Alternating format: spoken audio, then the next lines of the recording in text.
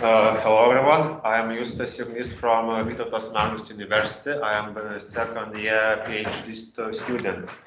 So today I will present anomaly detection for systems logs literature overview. So anomaly is any unexpected data. Like it could be, for example, some existing computer virus or impeding system failure, like hardware failure. So I chose to use keywords log, anomaly detection, machine learning, and neural networks. And I primarily found my literature on arxiv.com data set. 75% of literature came from there, and the remaining literature came from Science Direct. So I primarily focused on literature released within 5 most recent years. And I've noticed that recently the topic of anomaly detection has been gaining more and more popularity. So I was in particular interested how well would neural network papers compare to traditional machine learning methods. And I have noticed that neural networks are getting more and more popular. So the most common neural network approaches were LSTM, VLSTM, autoencoders, and CNN-TSNN. So it makes sense as most log files are made in time. They have scheduled time. So the most common machine learning approaches support vector machines and isolation forest. The most common datasets were HDFS, NVGL, Thunderbird, OpenStack, and Spirit. And the most popular evaluation metrics came to be F1, precision, recall, and accuracy. And all of these metrics usually would be used together at once. And the most common problems happen to be the need for better data processing, a need for better context extracting, excess computing resource use, excess information amount, and so on. Basically, to simplify it is that the data needs to be better processed, that there's still a lot of work to be done. So now for the most notable conclusions. So of course each research paper would claim that it achieved X, Y, or Z result, that it was better than previous papers, but for this presentation, I chose to focus on the conclusions which would be most useful for future research. So in particular, I found that embedding multi-core point-by-point convolutions and lower average pooling achieves significant advantages in terms of arithmetic power, memory, and high availability while ensuring detection accuracy. Another interesting point which I found was that dividing log events into dependent and independent types is an effective way to boost model accuracy. Furthermore, if a model is trained on multi-project datasets and more accurate standard tests, it comes to be more robust to sequence evolutions and more accurate in ahead of time anomaly predictions.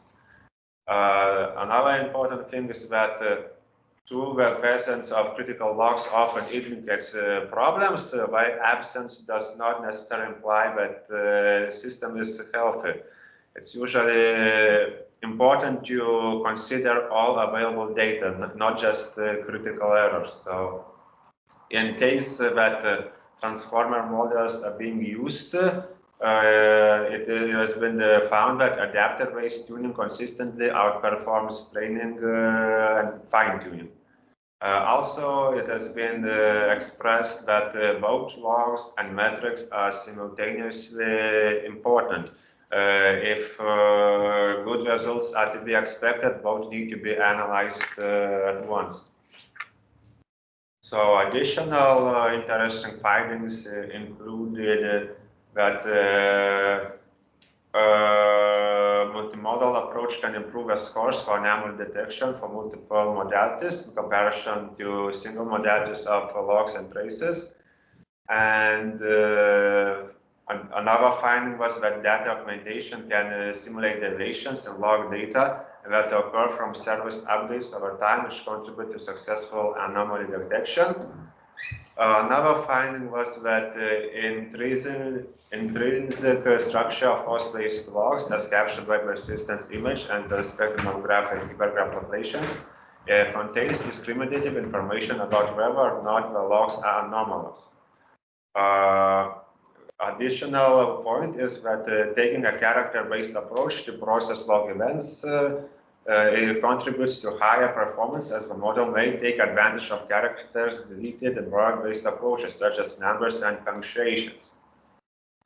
And the final interesting thing which I found was that filtering out frequent common log entries can noticeably improve anomaly detection accuracy. So those are the most important findings. So my research paper is available for everyone to see. So if anyone wants to get the full list of literature which I have reviewed, you can contact me at Justas @vadru.lt. So that's that. I kept it short. So thank you very much. If necessary, I can return back to show you the data. Main points. Yes, it speaks for itself basically. So if anyone wants to screenshot something, just let me know. As we have a little bit time, maybe we have questions.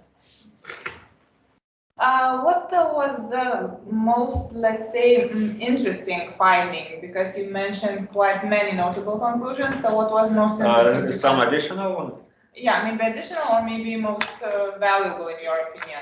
Well, for me personally, the most valuable one was that HDFS dataset has been a very popular one, but there was one particular study which said that HDFS has some flaws in it. So I think it's very important to always seek to update your datasets, try to find something better. For example, when I will be doing my next research, I will be working on the newest Android datasets. So basically, each new year you try to find something better. Like all datasets, it doesn't matter if they are popular, probably they are not as good as what's to come next. So basically everything changes very fast, and in yes. your opinion, how often you need to check the changes? And it's also important to dive deep into these datasets to see if we have any issues, because a lot of research does rely on these datasets. So if a dataset has flaws, then of course the research itself is flawed. Okay, see, so maybe more questions? Because you are a lucky one, you have time for questions? No? Anyone? Okay, so thank you very much once again. It was a pleasure to present.